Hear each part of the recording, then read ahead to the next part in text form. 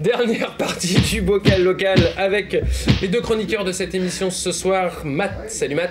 Toi, tu vas voir, toi. Oui, c'est ça, j'ai compris. Parce que comme j'ai eu la chance de rencontrer Conrad et Ferry d'Astérix, j'ai dit, attends, c'est bon, tu vas me parler du patrimoine de la BD française. Vous allez voir, on n'a pas beaucoup de temps, ça va être très court. Vous allez voir un chroniqueur BD se faire exploser par un chroniqueur comics en un temps record. Sauf que comme on est pris par le match d'Eurocup de basket, l'interview de Ferry et Conrad, on le retrouvera dans les rediffusions, mais vous aurez l'occasion de voir Emmanuel Chevreul. Bonsoir. Bonsoir. On va parler de cinéma avec vous. Bon, vous avez choisi quel film?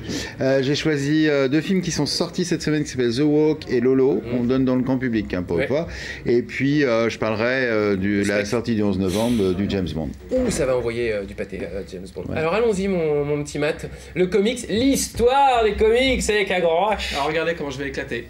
T'as voulu tricher? T'as voulu me sortir Astérix et Obélix? T'as voulu me la faire dans le clash BD Comics? J'aligne le patrimoine français. Ben, je t'aligne les super-héros qui sont du patrimoine français. Comment on reconnaît un super-héros? Alors vous allez me dire, il a des pouvoirs. Alors non, il a pas forcément des pouvoirs. Un super-héros, il a... Alors pas forcément. En fait, c'est compliqué parce que des fois, ils ont pas de costume, des fois, ils ont pas de pouvoir, des fois, ils ont... En fait, il y a plein de catégories. Et si un super-héros répond... Enfin, si un personnage répond à plusieurs éléments de cette catégorie, c'est un super-héros. Est-ce qu'il a une identité secrète, ou un costume, une technologie incroyable, des ennemis récurrents ou une certaine forme de sens de la justice?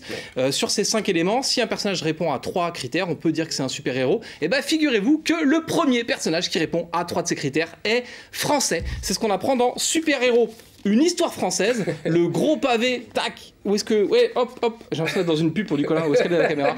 The Truman Show.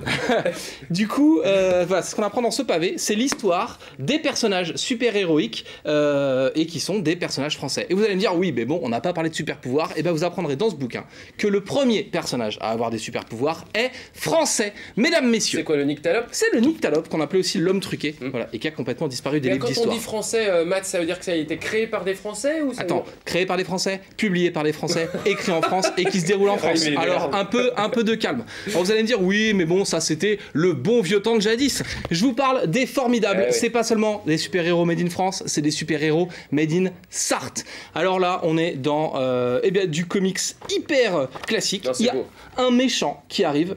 Il y a ce sens de l'âge d'or des comics dans le graphisme de Chris Malgrin. Il y a un méchant qui arrive, qui attaque une ville. Du coup, il y a une équipe de super-héros qui sort du bois pour essayer d'arrêter ce méchant. Et en fait, ça se passe au début des années 60, fin des années 50. Et chaque personnage n'est pas vraiment ce qu'il dit être, même le méchant. Et vous allez découvrir que ça a des conséquences sur l'histoire. En plus d'être un truc de super-héros français, c'est hyper bien fichu.